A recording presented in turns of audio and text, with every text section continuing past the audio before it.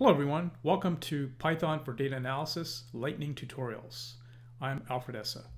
Today I want to provide a very quick preview of coming attractions of the Pandas library. We'll be using Pandas extensively for data analysis. The goals of this tutorial are to import Pandas and PyLab. We'll read a CSV file. The CSV file contains a list of the most popular baby names in the US for a period starting from 1880 to 2008. Then we'll perform some basic operations on that data set and also perform some plots. All right, so let's get started. I've fired up the IPython notebook, and the first few lines we import Pandas and PyLab libraries, fairly standard Python commands, and should be self-explanatory. Next, we are importing the CSV file, and we're taking the CSV file and storing it into a data frame object. The data frame object is in the Pandas library, and the variable name is called names. So just to verify, I'll issue the command shift return, execute the import, and then also read in the CSV file. Just to verify that everything went okay, I'll type names, hit shift return, and this presents us with metadata about the names object. We can see it's populated by over 250,000 rows. It has columns called year, name, prop, sex, sound X. All right, let's just verify. Let's just take a quick look at the first few records of the data set. And we see that the data set begins in the year 1880, and we have some data that shows us what the data looks like. All right, now the names and data frame objects in general, many of the Python properties, characteristics such as slicing, you can operate on that. So let's take a look at a few rows in the names data set, and the way we can do that is let's use the slice operation and take a look at 3 to 9. So this pulls up, now this is using the index records 3 to 9. All right, now if we wanted to pull subsets of the data across not only rows but columns, we can slice by row and column using the following syntax. And so this pulls up, we're looking at rows 2 to 4 and only columns year and name. All right, now what I want to do is I want to create two data sets based on our original data set. One of the data sets will be called girl names, and then the other one will be called boy names. But a preceding step is we want to do a search and find the sex by girl and then sex by boy. Now if I were to run just this particular command, we're looking in the names sex column and finding all the girls. Now the result of this particular command is a Boolean array, and then we feed that Boolean array into the names data frame object, and this is how we create the particular two data sets that we're interested in. All right, so this should have created two data sets, one associated with boys and another one associated with girls. Let's just verify boy names head, and this shows us that we have boys. To verify, let's look at the record set below, the last 5 records, and that's also the set of boys.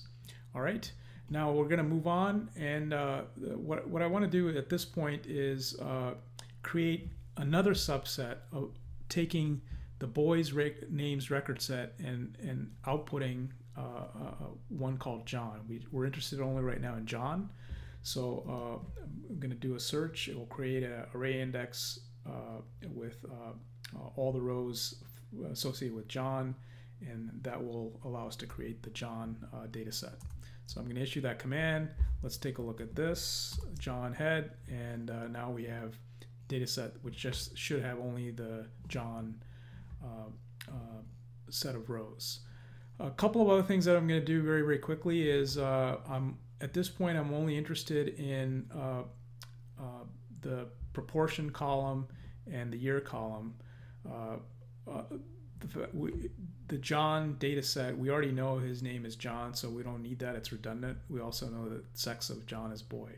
And also soundex is something, it's a phonetic property associated with the name. We're not interested in that point. So I'm going to create a data set that just has the year and proportion column and all the I want to pick up all the rows, and that's what line number 96 is doing. So let me issue that command, and then I'm going to take one other step, and that's to set the index to the year. Now, if you're not getting all this, that's okay. I'll explain in future tutorials each of these steps in more detail. I just want to, this is a preview of how we can take an original data set and very, very quickly using Pandas do all kinds of data manipulation. All right, so we've created a data set here that just has John data. Let's verify what that looks like at this point. And so we have now just John, the year and the proportion of births that had the names associated with John. And let's plot that.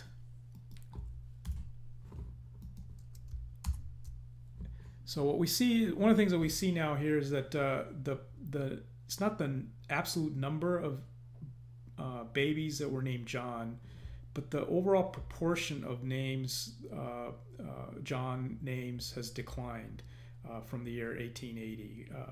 So we're going to do exactly the same thing with a couple of other names. I'm going to create a data set that has Mary and also let's plot out Mary.